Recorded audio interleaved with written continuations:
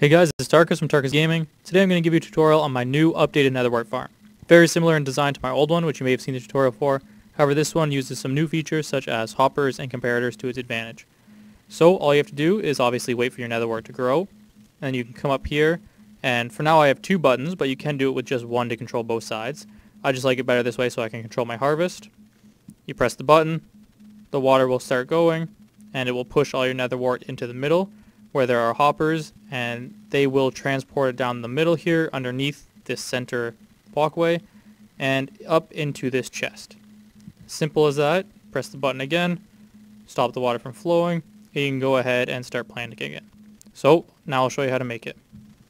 So to start this off, you're going to want to place a 4x10 area of soulstone on each side. I already did the one side just so that you don't have to sit here and watch the whole video of me just placing soul sand. You can actually do these a couple different sizes. I prefer the 4x10 because it's large enough to get me some good quantities of Nether Wart, but it's not wasting size. You could do it 4x5 on each side and just have a dispenser in one corner to push the water, to push the Nether Wart. Or you could just have one side and continue the same design with one in each corner. It's up to you, depending on how much Nether Wart you want. Once you have this, you're going to want to place a block in each corner with a dispenser.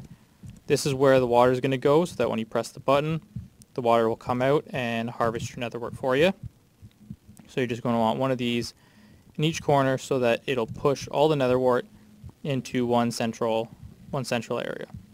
So now that central area, since this is an even number along here, you're actually going to have two center blocks, which is here and here. This is where you're going to want to put your hoppers for all the Nether Wart to fall into, and you don't want it actually at the height of the soul sand because this will bug out and the Nether Wart won't go into it properly. So you're going to want it down a block. And then you're just going to want to push out a trench here, and at the very end you're going to want your dropper. And you're actually going to want to put two more droppers on top of it, and then your chest will go on top of this. So now that you have that, what you're going to want to do is build a nice little item elevator here that's going to, whenever a Nether Wart goes into here, it'll push it up the chain and into your chest. So to start this, you're going to want a redstone comparator coming out, followed by a redstone repeater going into a block. On one side of the block, you're going to want a torch, just like so. And then you can go ahead and put two repeaters going into a block with a torch on top, and then another block on top of that. So now whenever this goes in, the comparator will go off, send a pulse through, and cause the items to go up. Now on this side, what you're going to want to do is place some redstone, followed by a repeater, and some more redstone, so that this creates a clock when there's an item in there.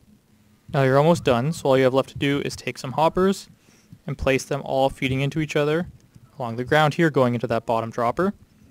Then you need to build your pathway, which will go right above the soulstone level.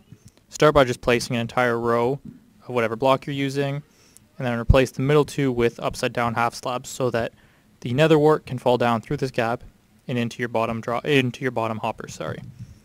Now all you have to do, place your chests, and then beside that you're going to want to place whatever block you're using, where you're going to put your button. Run this along here, and then your button will actually go one block up, so you can place one directly behind it, and then go out one and just run it down along here, behind the dispenser here, run all the way along, and then all you have to do is take some redstone. This will be behind the button, come down, run it past this first one, and then put a repeater just to make sure it makes it the whole length, especially if you're going to be joining these two, and then run it along here and do the exact same thing on the other side. All that's left is to build up these walls here. Just place blocks all the way along, use whatever you want, do that up, and then you are done. So there you go. Put a button up here. You grab a button, put it there, so when you press it, that'll dispense the water, press it again, and it brings the water back in. Now all you have to do is step down, throw a water bucket in this one, come down here, throw a water bucket in this one, obviously do the same thing on the other side, and now you're good to go. Awesome. Thank you for watching.